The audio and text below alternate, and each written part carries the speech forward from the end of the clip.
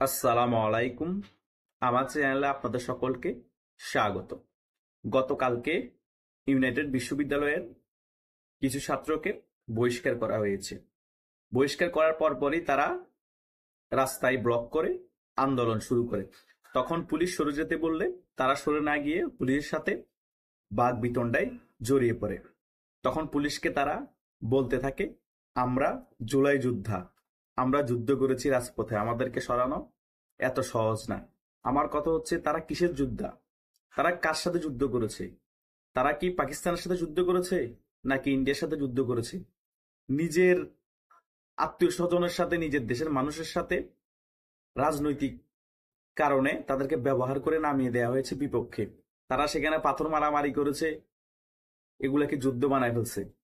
নিজেরা নিজেদের মানুষকে হত্যা করে সরকারের দোষ চাপিয়েছে। এখন তারা নিজেরা নিজেরা জুলাই যোদ্ধা হয়ে গিয়েছে। পুলিশ সেখানে বাধা দিতে চেয়েছে, আর একটা পুলিশ নাকি শেখ হাসিনাকে বলেছে, শেখ হাসিনা আমার মা, জুলাই চুদি, এটা বলে নাকি তাদেরকে মাইক শুরু করছে।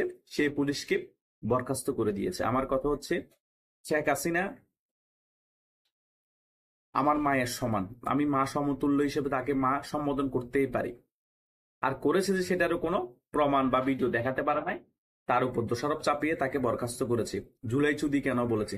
এ তারা জুলাই জুলাই যোদ্ধা বলে বলে যত অপকর্ম আছে বাংলাদেশ সকল অপকর্ম করতেছে। কোথাও কেউ বাধা দিলে আমি জুলাই যোদ্ধা, কোথাও কেউ বাধা দিলে আমি সমন্বয়ক, কোথাও কেউ বাধা দিলে আমি এনসিপির নেতা, কোথায় কেউ বাধা দিলে আমি ডক্টর ইউনূসের কাছের মানুষ।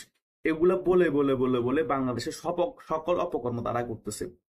তো তাদেরকে কি জুলাই সুদি বলবে না?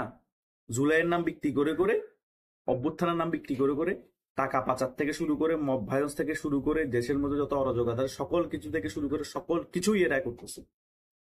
আর তারা কথায় কথায় আমরা শেখ হাসিনার মতো সরকারকে হটিয়েছি, তুই কোন চ্যাটের বাল, মানে এমন একটা ভাবসাব হয়ে গিয়েছে যে বাংলাদেশ আর কেউ কোনো কিছুই না। তারা বহুত বড় কিছু করে ফেলেছে।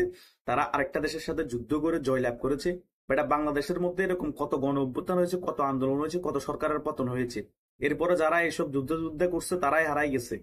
কে কোথায় আছে? এরশাদের বিরুদ্ধেও তো গণ অভ্যুত্থান হয়েছিল। যারা নেতৃত্ব দিয়েছে তারা কোথায়? খবর আছে কারো? খবর নাই।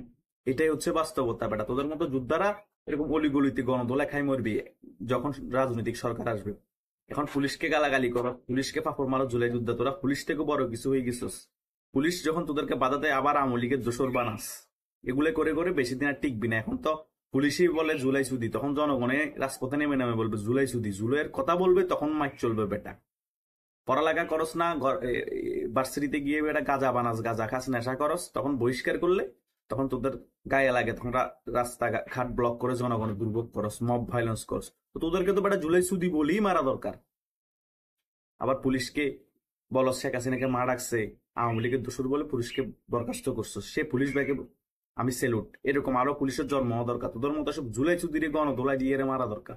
তোদেরকে তো মারে নাই, জাস্ট চিল্লাচিল্লি করছে। আমি হলো তো বেটা তোদেরকে সেখানে পিড়াইতাম, পাশা লাল করে বলতাম, ট্রস্ট ট্রস্ট মারি। তাই তোদের এসব জুলাই মুলাই যুদ্ধা মুদ্রা চলবে না। যেখানে জুলাই যুদ্ধা বলবি সেখানে পুলিশ আর জনগণ সব তোদেরকে গণদোলাই দিবে। মাইন্ড ইট, মাথায় রাখিস। ছাড় নাই তোদের। ধন্যবাদ সকল।